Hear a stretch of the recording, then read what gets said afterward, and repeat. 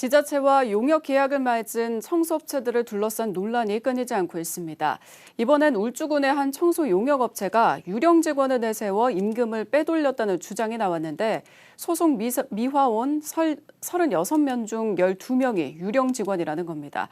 울주군도 일부 의혹이 사실인 것으로 확인하고 경찰에 수사를 의뢰하기로 했지만 당장 계약 해지는 하지 않겠다는 입장입니다. 구현희 기자의 보도입니다.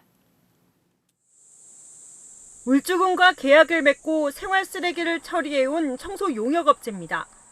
얼마 전 소속 미화원들이 이 업체 대표의 횡령 의혹을 제기했습니다. 가짜 서류로 미화원 3명의 임금을 갈취했다는 겁니다.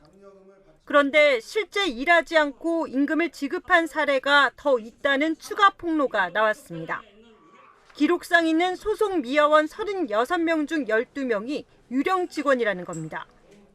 심지어 올해 3월까지 유령 직원으로 의심되는 명단에는 업체 대표도 있었습니다. 민주노총 전국민주연합노조는 이런 식으로 최근 3년간 유령 직원에게 지급된 임금만 10억 원이 넘는다고 주장했습니다. 사장은 실제 생활 폐기물 수집 운반 일을 하지 않았습니다. 그리고 그 아들도 생활 폐기물 수집 운반 일을 하지 않았죠. 그런데 2023년도 3월 임금 대장에 그 사장과 아들까지 이름이 올라와 있었습니다. 그리고 환경미화원 임금을 타갔습니다. 노조의 이 같은 주장에 대해 업체 대표는 입장 표명을 거부했습니다.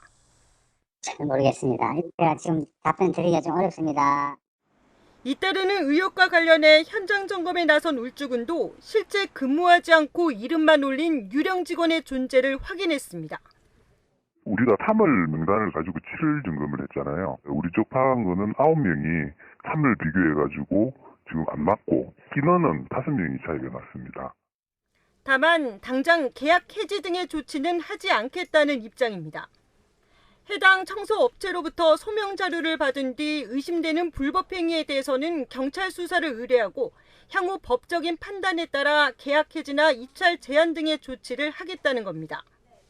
하지만 울주군이 작성한 과업지 시설을 보면 인건비 지출 자료를 제대로 제출하지 않거나 허위로 작성할 경우에는 계약 해지를 할 수 있다고 돼 있습니다. 더군다나 울주군과 해당 청소업체와의 계약 기간은 올해 말까지. 위법 사항을 확인하고도 사실상 별다른 행정 조치가 내려지지 않으면서 해당 업체는 문제없이 계약 기간을 다 채울 것으로 보입니다. JCN 뉴스 구현입니다.